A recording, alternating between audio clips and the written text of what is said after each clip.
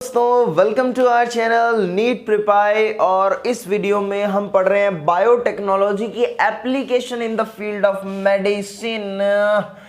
Medicine की field में biotechnology की क्या एप्लीकेशन है, सुनो गौर से। सबसे पहले जेनेटिकली इंजीनियर्ड इंसुलिन। अरे जानते हो क्या इसको?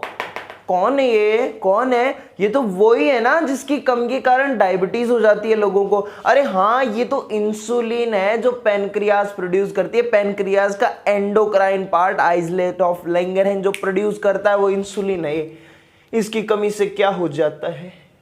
डायबिटीज हो जाती है। ओके, तो पता है लोगों ने इस डायबिटीज वाली इंसुलिन को आर्टिफिशियली प्रिपेयर कर लिया। अरे क्योंकि जिन लोगों में डायबिटीज होती है उनको इंसुलिन बाहर से देना पड़ता है हमें, क्योंकि उनकी बॉडी में कमी होती है, नहीं बनता।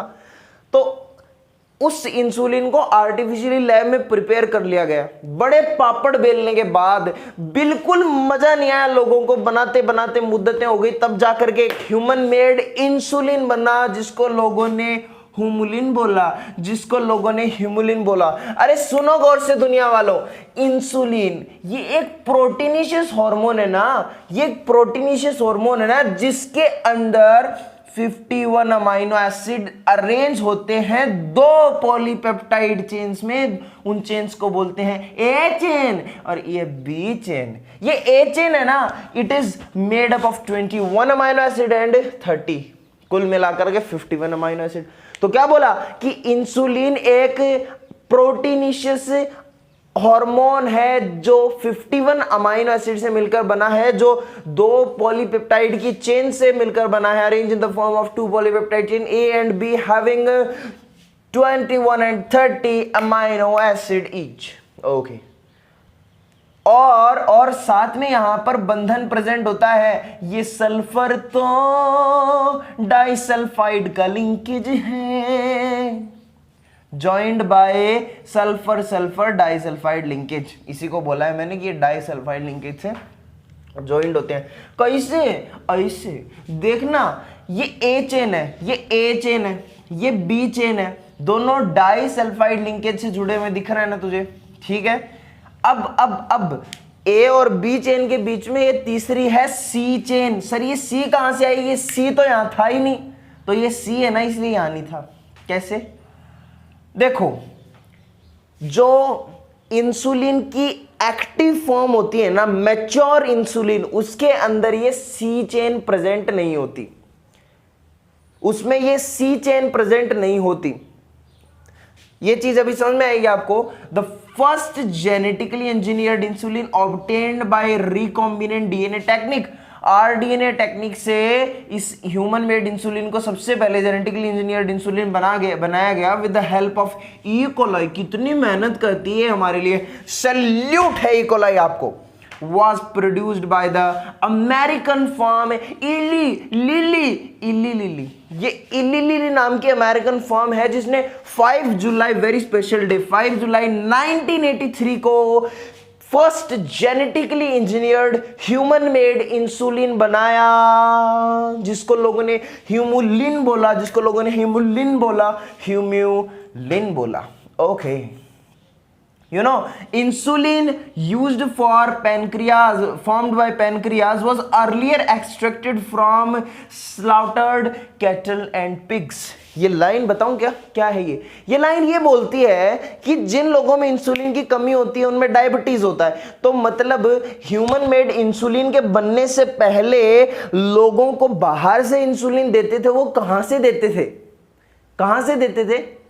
अरे मुझे डायबिटीज है, मुझे इंसुलिन की जरूरत है। अभी मैं बहुत पुराने टाइम में हूँ, 1983 से पहले के टाइम में, मान लो मैं 1980 में हूँ और मुझे इंसुलिन की जरूरत है। तो उस टाइम पे इंसुलिन बाहर से कैसे दिया जाता था? तो उसके लिए कैटल और पिग्स को काट लिया जाता था और उनकी पैनक्रियाज जो इंसुलिन बनाती थी वो मुझे दिया जाता था। यस और नो? अरे सुनो गौर से दुनिया वालों, स्लाउटर्ड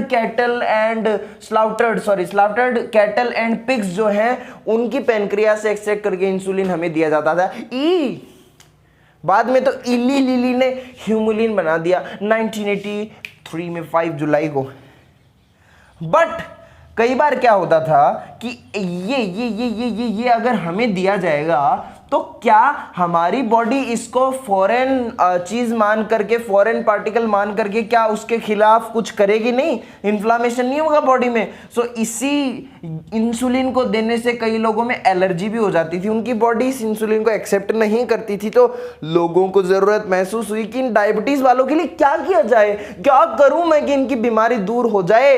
तो इली लिली ने सोचा कि हम ह्यूमुलिन बनाएंगे। लेकिन ह्यूमुलिन बनाने में एक खासी दिक्कत इनको ये आ रही थी, वो अभी बताता हूं आपको, सुनो। In mammals including human, insulin is synthesized as a pro hormone. बड़े गौर से सुनना, मेजॉरिटी ऑफ मैमल्स में, ह्यूमंस में भी इंसुलिन को as a pro hormone synthesize किया जाता है। प्रो हार्मोन का मतलब क्या है? मतलब ये इनएक्टिव फॉर्म में होता है। इनएक्टिव इंसुलिन जब बनता है इंसुलिन तब वो इनएक्टिव होता है, लेकिन उसको फुल्ली मैच्योर होने में, फंक्शनल हार्मोन की तरह एक्ट करने में टाइम लगता है। खास बात यह है कि जो प्रो हार्मोन है इसमें ये पेप्टाइड, सी पेप्टाइड चेन है, ये प्रेजेंट है। ये सी पेप्टाइड चेन, स्ट्रक्चर देखो गौर से, ये सी पेप्टाइड चेन प्रेजेंट है। ये C peptide chain pro hormone में प्रेजेंट है, इनएक्टिव फॉर्म में प्रेजेंट है। बट देख रहे हो, अरे सुन जानी, देख, सी पेप्टाइड में तो सी पेप्टाइड तो एब्सेंट है फुल्ली मैच्योर या फंक्शनल इंसुलिन के अंदर। तो अब क्या किया जाए? ये क्या बता रहे थे आप, इनको क्या प्रॉब्लम फेस करनी पड़ी? कुछ वो रह गई थी लाइन, तो मैं बताऊं क्या इनको प्रॉब्लम ये फेस करनी पड़ी कि इली लिली को दिक्कत आ रही थी इस सी चेन को सिंथेसाइज करने में, इस सी चेन को हटाने में, हम बोल सकते हैं। देखो, इनएक्टिव फॉर्म में सी चेन प्रेजेंट है, बट जैसे ही हार्मोन एक्टिव होता है सी चेन हट जाती है, यहां से ये सी चेन हट जाती है। तो ये जो इली लिली वाले थे ना, ये क्या कर रहे थे कि ये ए और बी को बना ले रहे थे, लेकिन है ना ये सी को ऐसे ज्वाइन नहीं कर पा रहे थे। सी को इन्हें हटाना था, मतलब ये सी को कैसे हटाएं, अब इनके सामने दिक्कत थी। तो इन्होंने क्या किया, मतलब इनकी प्रॉब्लम क्या थी कि इनको ए, बी और सी को जोड़ने में दिक्कत थी, ठीक है।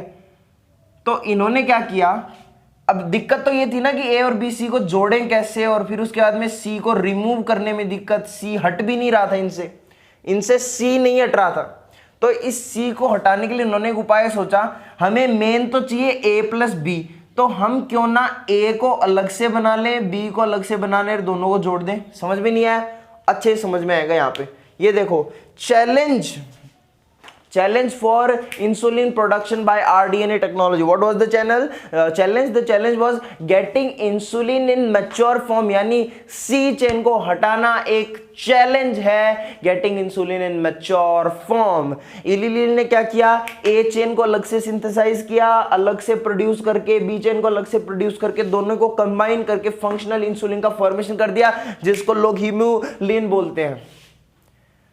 अरे दुनिया वालों, हमने जेनेटिकली इंजीनियर्ड इंसुलिन पढ़ा, अब हम जीन थेरेपी पढ़ेंगे। ये भी एक मेडिसिन की फील्ड में क्रांति है। कौन है सर ये क्रांति? मेरी first clinical gene therapy was given in 1990। मेरी बात सुन, first clinical gene therapy was given in 1990। ये जीन थेरेपी क्या होती है? देखो, सीधी सी बात है, एक ह्यूमन जीनोम प्रोजेक्ट का नाम का एक प्रोजेक्ट हुआ था, एक ह्यूमन जीनोम, तो ह्यूमन जीनोम प्रोजेक्ट नाम का एक प्रोजेक्ट हुआ था, जिसके तहत हमने क्या किया था, हमने पूरे ह्यूमन जीनोम की मैपिंग की थी। हमने पता लगाया था कि हमारे जीनोम में कौन सा जीन कहाँ प्रेजेंट है, कौन सा जीन क्या बनाता है, क्या उसकी लोकेशन है। सो एक बात बताओ, अगर कोई जीन कोई प्रोटीन बना रहा है, ठीक है, जो हमारी फंक्शनिंग के लिए, बॉडी की फंक्शनिंग के लिए बड़ा जरूरी है, लेकिन मान लो उस जीन के अंदर कोई गड़बड़ी आ जाए, वो जीन हट जाए या काम करना बंद कर दे, तो वो प्रोटीन नहीं बनेगा। अगर प्रोटीन नहीं बनेगा तो वो जो जरूरी फंक्शन हो रहा था XYZ, वो फंक्शन नहीं होगा, मतलब हमें कोई ना कोई डिसऑर्डर हो जाएगा, कोई डिजीज होगी, भाई वो काम जरूरी था वो हो नहीं रहा। ओके, सो उस जीन की कमी से हुआ ना, तो हम क्या कर सकते हैं, हमें पता है कि कौन सा जीन वो प्रोटीन बना रहा है। हम पहले तो बीमारी देखेंगे, अच्छा तेरे को ये हुआ है तो मतलब ये तो इस चीज की कमी से होता है, और वो चीज की कमी क्यों हुई, क्योंकि शायद जीन में गड़बड़ है। तो फिर हम देखेंगे कि अच्छा ये जीन है जो कि जीनोम में इस लोकेशन में प्रेजेंट है, इस क्रोमोसोम पे यहां पर है, ठीक है। सो अब हम क्या कर सकते हैं, उस जीन को वहां से हटा करके उसकी जगह सही जीन लगा सकते हैं, उसकी जगह हम जीन को सही एक्टिव फॉर्म में अच्छे से लगा सकते हैं, हम दूसरा जीन को रिप्लेस कर सकते हैं। This is known as gene therapy. अगर हम उस जीन को रिप्लेस कर देंगे तो क्या होगा, जीन को रिप्लेस करने से वापस वो प्रोटीन सही अमाउंट में बनने लगेगा, यस और no. So this is known as gene therapy. सबसे पहली बार क्लिनिकल जीन थेरेपी 1990 में एक 4 साल की नन्ही मुन्नी गुड़िया को दी गई थी। ओल्ड गर्ल नहीं, 4 year old girl with adenosine deaminase deficiency. वो जो लड़की थी ना, एक लड़की को देखा तो ऐसा लगा, उसको एडिनोसिन डीअमीनेज की डेफिशिएंसी थी। उस बच्ची को एडिनोसिन डीअमीनेज की डेफिशिएंसी थी। क्या हो जाता है इसकी डेफिशिएंसी से, मेरे को तो ये बताओ। ये इसकी डेफिनेशन से सीआईडी आ जाती है, एससीआईडी का मतलब सीवियर कंबाइंड इम्यूनो डेफिशिएंसी। ये डिसऑर्डर हो जाता है, this is also genetic disorder. SCID ये एडिनोसिन डीअमीनेज की डेफिशिएंसी से होता है। अब ये जो एडिनोसिन डीअमीनेज एंजाइम है ना, ये this is very crucial for immune system to function. This is very crucial for immune system to function. अरे यार सीधी सी बात है, सीवियर कंबाइंड इम्यूनो डेफिशिएंसी यानी इम्यून सिस्टम से रिलेटेड होगा कुछ, तो ये एंजाइम जो है it is very important for the immune system to function. Now अब इस चीज को क्योर करने के लिए हम क्या कर सकते हैं, बोन मैरो ट्रांसप्लांटेशन कर सकते हैं। बोन मैरो ट्रांसप्लांटेशन से क्या होगा यार, बोन मैरो हमारी ब्लड कॉर्पसल्स को बनाता है, RBC WBC will provide the immunity. Then क्या होगा, जो बोन मैरो अगर ट्रांसप्लांट कर देंगे तो बोन मैरो ब्लड कॉर्पसल्स को अच्छे से बनाएगा, यानी इम्यून सिस्टम इम्यूनिटी थोड़ी सी बूस्ट होगी ना, यस और no. Then enzyme replacement therapy अभी समझाता हूँ।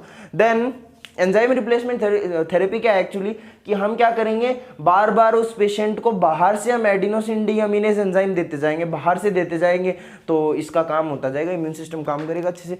देन अगर इसका हमें परमानेंट क्योर करना हो तो जीन थेरेपी करेंगे, उस जीन को रिप्लेस कर देंगे जो ये प्रोटीन एंजाइम बना रहा है। उस जीन को अगर हमने रिप्लेस कर दिया तो फिर इससे क्या होने वाला है, जीन को रिप्लेस करने से एक अल्टीमेट परमानेंट क्योर हो जाएगा। यहाँ पर जैसे आपको समझाता हूँ एंजाइम रिप्लेसमेंट थेरेपी। देखो क्या होता है कि ये आदमी है, यहाँ से मैंने क्या किया, इसकी लिम्फोसाइट को निकाला। अब इसकी जो लिम्फोसाइट है इसको मैंने कल्चर मीडियम में ग्रो किया आउटसाइड द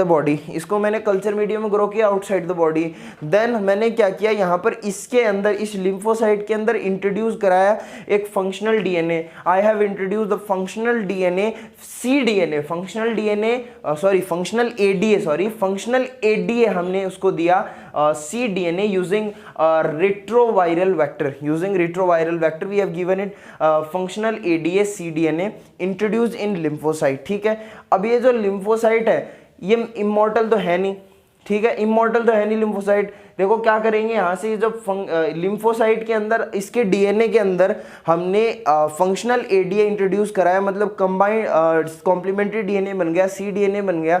अब इस लिम्फोसाइट को, इस जेनेटिकली मॉडिफाइड लिम्फोसाइट को हम वापस इसके अंदर डाल देंगे, ठीक है। सो अपना काम हो गया, ये इसकी इम्यूनिटी बूस्ट हो गई। फिर उसके बाद में बात यह है कि लिम्फोसाइट कोई इमॉर्टल सेल तो है नहीं, सो इसको क्या करना पड़ेगा, बार बार रिप्लेस करना पड़ेगा। अब इसके अंदर जो हमने लिम्फोसाइट डाली है वो तो मर जाएगी कुछ टाइम में, फिर उसके बाद वापस इम्यूनिटी कम होने लगेगी, तो हमें वापस लिम्फोसाइट को मॉडिफाई करके डालना पड़ेगा, तो बार बार ये चीज़ करनी पड़ेगी। नाउ अगर हम क्या करें कि इसकी जगह कुछ बोन मैरो की सेल्स लें और उनके अंदर एडीए प्रोड्यूस करने वाला जीन, अगर हम एम्ब्रियोनिक स्टेजेस में डाल दें, मतलब हमें पता है कि ये जेनेटिक डिसऑर्डर है, तो अगर मान लो कि ये नेक्स्ट जनरेशन में जाने वाला है, अगर हम चेक करवा लें इसको, तो उससे हम क्या कर सकते हैं, हम उसकी बोन मैरो की सेल्स लेकर के वहाँ पर एडीए प्रोड्यूस करने वाला जीन एम्ब्रियोनिक स्टेजेस में डाल दें, तो इंट्रोड्यूस करा दिया तो फिर क्या होगा, इसका परमानेंट क्योर हो जाएगा, बीमारी रहेगी नहीं। सो ये मैंने आपको बताया जीन थेरेपी और जेनेटिकली इंजीनियर्ड इंसुलिन के बारे में। अब नेक्स्ट वीडियो में हम पढ़ेंगे कि क्या पढ़ेंगे हम, मेडिकल डायग्नोसिस ऑफ डिजीज, जिसके अंदर एलिजा टेस्ट, ये सब मैं आपको एक्सप्लेन करूंगा अच्छे से। एक्चुअली नेक्स्ट वीडियो नहीं, मैं अभी इसी को मिटा करके आगे कर देता हूँ, ठीक है। सो देखिए